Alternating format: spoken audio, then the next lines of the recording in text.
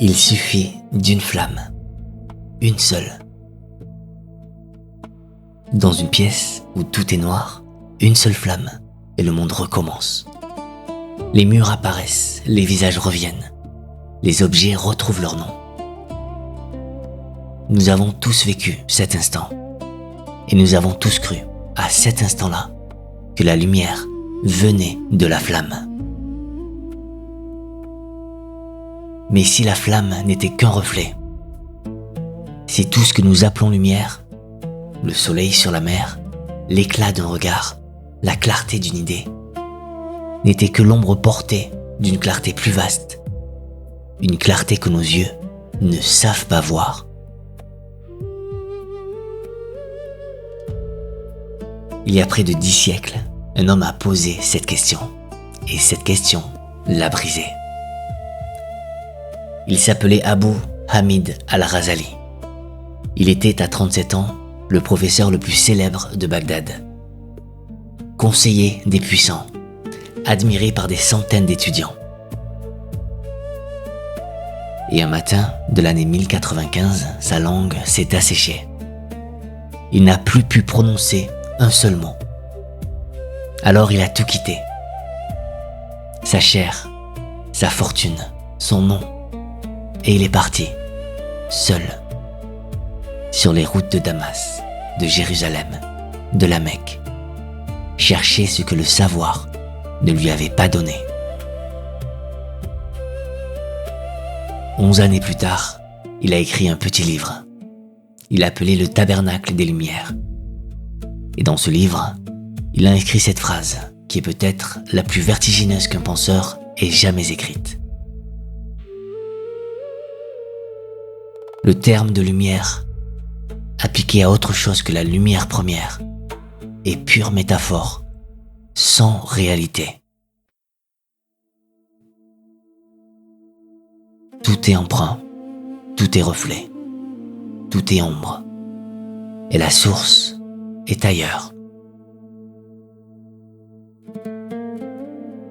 C'est ce voyage que je vous propose aujourd'hui. Nous allons d'abord rencontrer l'homme, car ce livre ne se comprend pas sans la nuit qu'il a traversée. Puis nous entrerons dans sa découverte la plus radicale, ce qu'est véritablement la lumière. Nous apprendrons à lire le monde comme il le lisait, chaque chose visible devenant le signe d'une réalité invisible. Et nous terminerons par l'ascension finale, celle où les derniers voiles tombent. Ce n'est pas seulement un livre que nous allons explorer, c'est un chemin. Et ce chemin, vous le portez déjà en vous.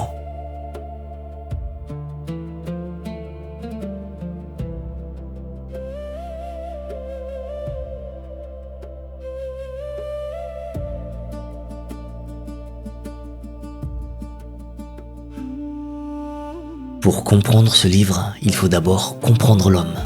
Non pas le savant, non pas le titre qu'on lui donnera plus tard, la preuve de l'islam. Il faut comprendre l'homme debout dans le noir, celui qui ne sait plus rien.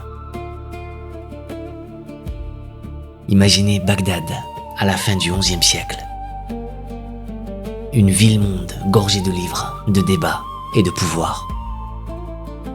Et au centre de cette ville, la Nizamiya, l'université la plus prestigieuse du monde musulman. C'est là qu'enseigne Ghazali.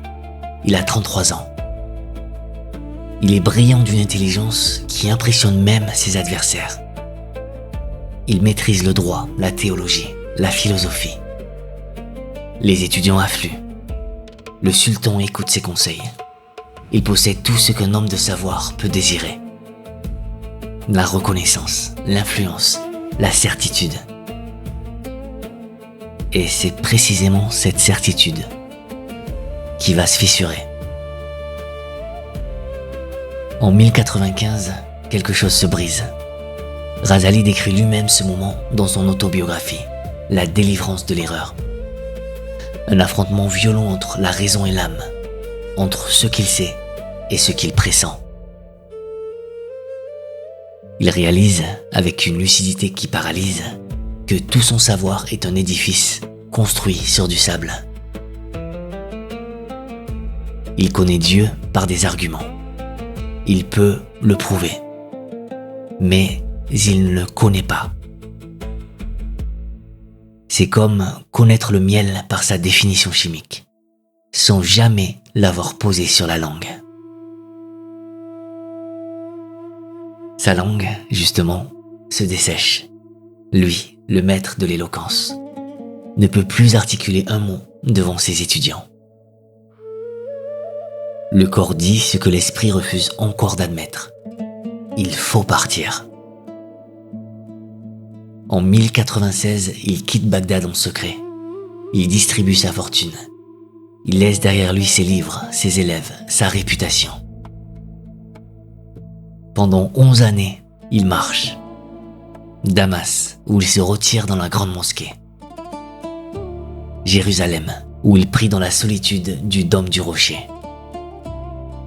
La Mecque, Médine. Il devient un anonyme parmi les anonymes. Il apprend ce que la raison ne peut pas enseigner. Le silence, la patience, l'abandon de soi. Et dans ce silence, quelque chose s'allume, lentement, comme une aube. Il écrira plus tard « J'ai su alors avec certitude que les soufis sont sur la voie de Dieu et que cette voie est la meilleure. » Ce n'est pas une opinion, c'est le constat d'un homme qui a touché le fond et qui a trouvé, au fond, non pas le néant, mais une lumière. Le tabernacle des Lumières naît de cette expérience. Ce n'est pas un traité composé derrière un bureau. C'est la carte d'un territoire intérieur que Razali a parcouru avec ses pieds, avec son souffle, avec ses nuits blanches. Un ami lui demande le sens caché du verset de la lumière, ce passage du Coran où Dieu se compare avec une lampe dans une niche. Et Razali, au soir de sa vie, accepte de répondre. Il ouvre le tabernacle. Il montre la flamme. Ce que vous allez entendre maintenant n'est pas de la philosophie froide. C'est la parole d'un homme qui a traversé la nuit la plus profonde et qui revient, non pas avec des preuves, mais avec une lanterne.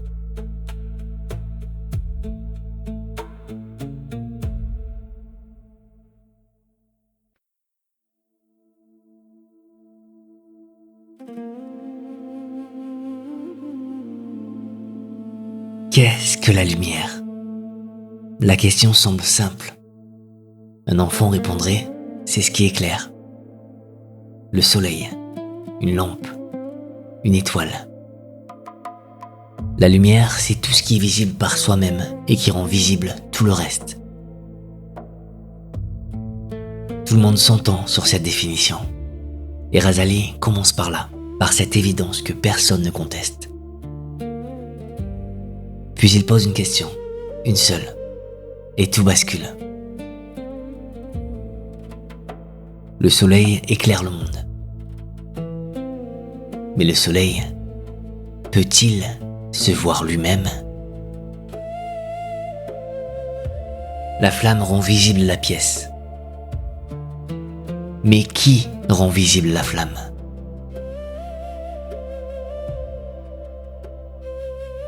Il faut un témoin, il faut un œil.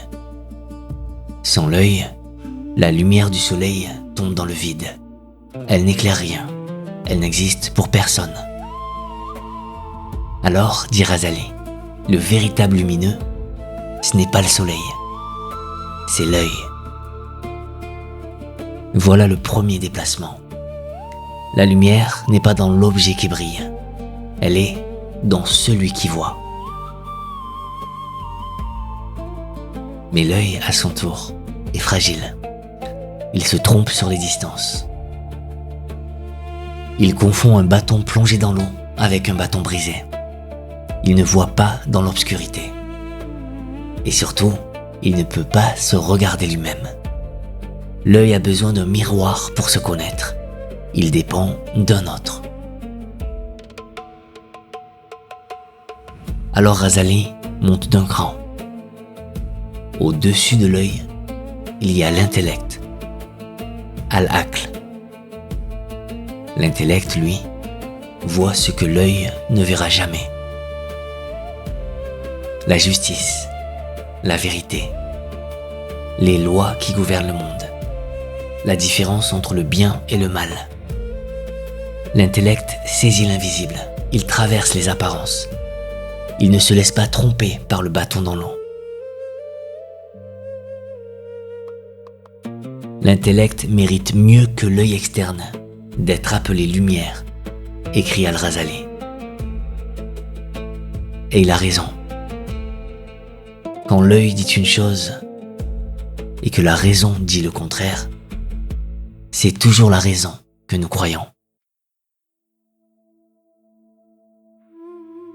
Mais voici le dernier vertige, celui que Razali réserve à ce qu'il appelle l'élite de l'élite. L'intellect, si puissant soit-il, ne sait pas créer lui-même.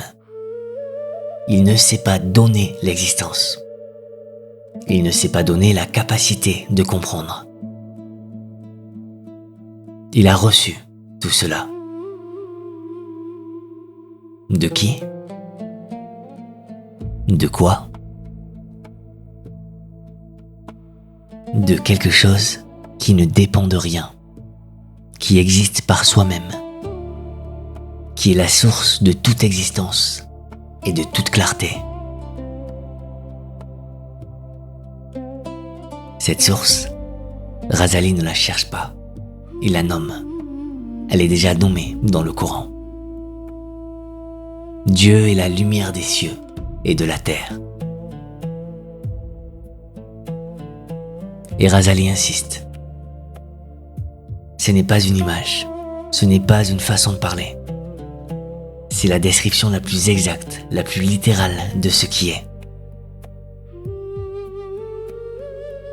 Dieu n'est pas comme la lumière, il est la lumière, la seule.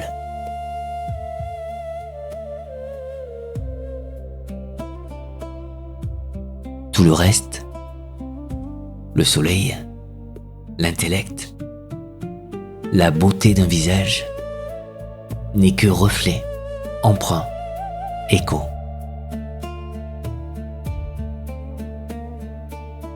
Alors quelque chose se produit chez celui qui voit vraiment. La multiplicité s'efface. Les choses ne disparaissent pas, mais elles deviennent transparentes. Le sage regarde le monde et il ne voit plus des objets séparés, des êtres isolés, des lumières concurrentes.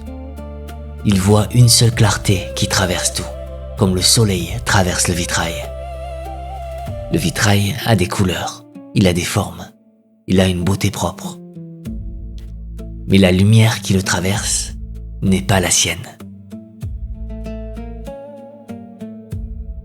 Toute chose est périssable, sauf sa face.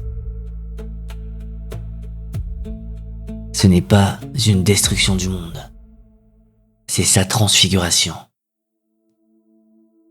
Chaque feuille, chaque visage, chaque goutte de pluie devient un signe. Une lettre d'un alphabet sacré que l'on peut apprendre à lire.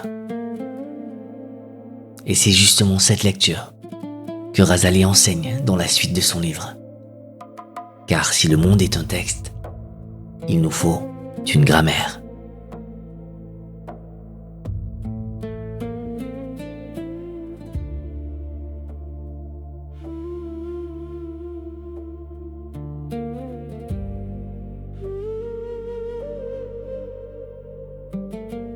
Le monde que vous voyez est un livre. Chaque chose y est un mot. Et le mot renvoie à un sens caché, dans un autre monde que Razali appelle Malakut, ou le royaume céleste. C'est le cœur du 2e chapitre du Tabernacle des Lumières. Il existe 2 mondes. Le monde sensible, celui que nous touchons, et le monde spirituel, dont le premier n'est que le miroir. Le monde visible est le point d'appui pour s'élever au monde du royaume céleste. L'ombre n'existe pas sans l'arbre. L'arbre, lui, existe sans l'ombre. Notre monde, dit Razali, est l'ombre. Comment lire ce livre? Razali prend pour clé le verset de la lumière, ce passage du Coran où Dieu dit: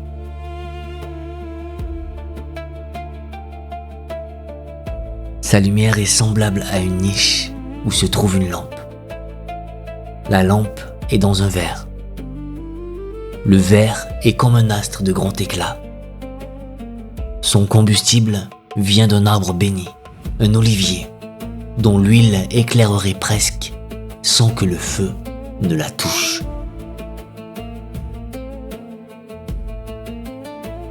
Chacun de ces symboles correspond à une faculté de l'âme humaine. La niche, c'est votre faculté sensible, cette première ouverture par laquelle vous recevez le monde. Les couleurs, les sons, la chaleur d'une main sur votre épaule. Le verre, c'est votre imagination, qui clarifie les impressions brutes et leur donne une forme que l'esprit peut saisir. La lampe, c'est votre intelligence, cette flamme intérieure capable de discerner le vrai du faux.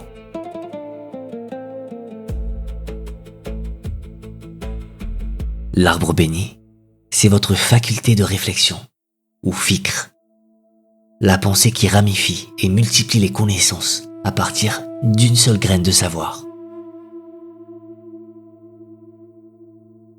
Et l'huile qui éclairerait presque sans qu'aucun feu ne la touche, c'est la faculté la plus rare. L'intuition sacrée, cette connaissance qui arrive sans apprentissage, par pure grâce.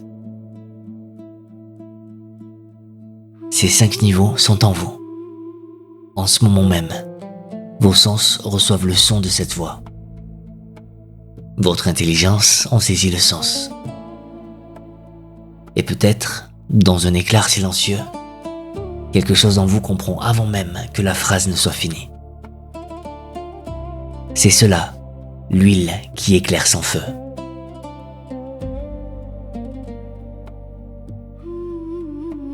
Mais Al-Razali ne s'arrête pas là. Dans le 3e chapitre, il affronte une question redoutable. Si Dieu est la lumière absolue, pourquoi ne le voyons-nous pas?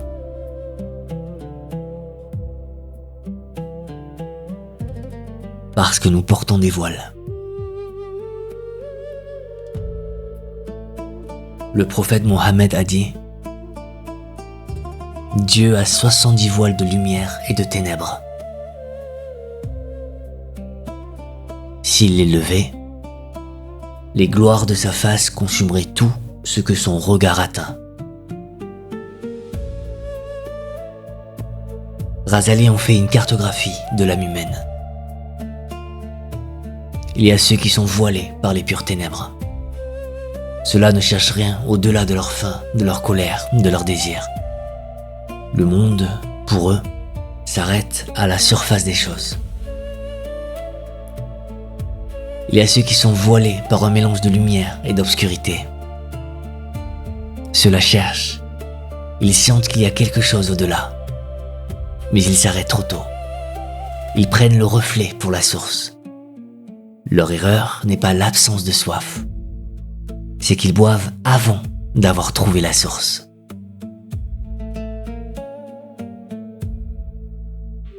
Il y a ceux qui sont voilés par les pures lumières. Et ceux-là sont les plus proches et les plus piégés.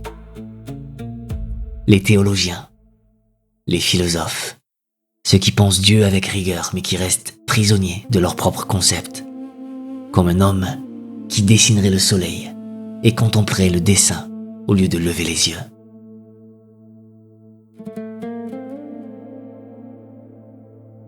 Et puis il y a ceux qui arrivent, ceux dont les lumières intermédiaires ont été consumées par une clarté qui n'a plus de nom.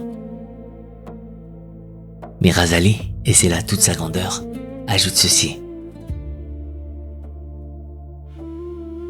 L'homme parfait est celui chez qui la lumière de la connaissance n'éteint pas la lumière de la piété scrupuleuse.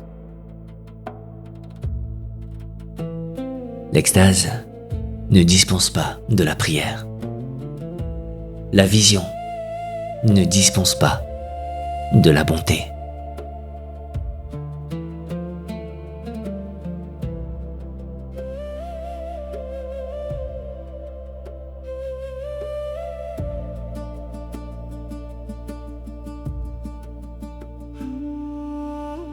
Nous voici au terme du voyage. Posons un instant le livre et regardons le chemin parcouru. Nous avons rencontré un homme qui possédait tout et qui a découvert que tout n'était rien. Un homme dont la langue s'est asséchée parce que les mots ne touchaient plus la vérité. Et cet homme, après 11 années de silence et de marche, a écrit un petit livre pour dire une chose immense. La seule lumière véritable est celle qui donne l'existence à tout sans rien recevoir de personne.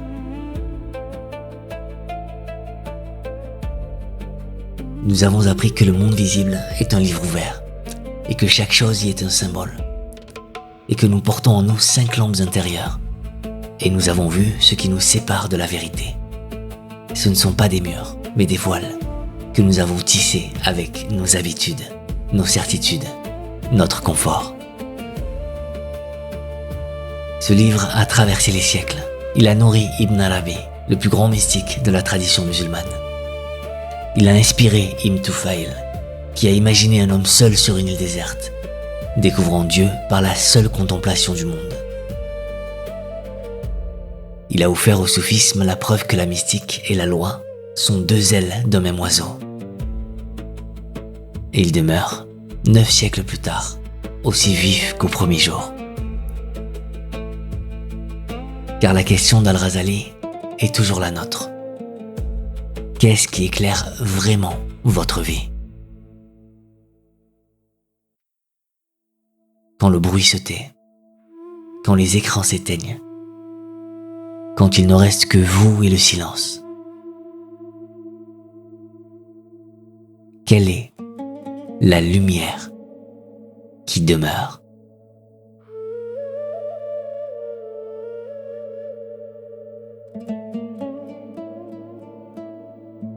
Quels sont vos voiles? Et que voyez-vous derrière eux?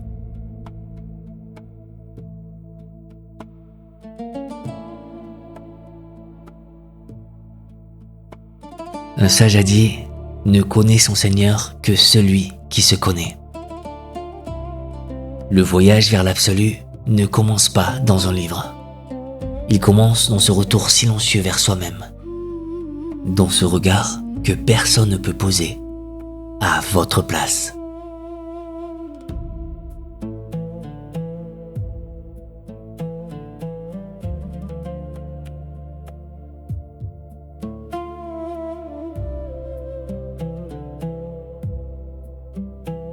Merci d'avoir marché avec moi. Que cette lumière vous accompagne dans vos doutes comme dans vos certitudes. Qu'elle vous rappelle, aux heures où le monde vous semble opaque, que derrière chaque ombre se tient une clarté qui n'attend que votre regard pour se révéler.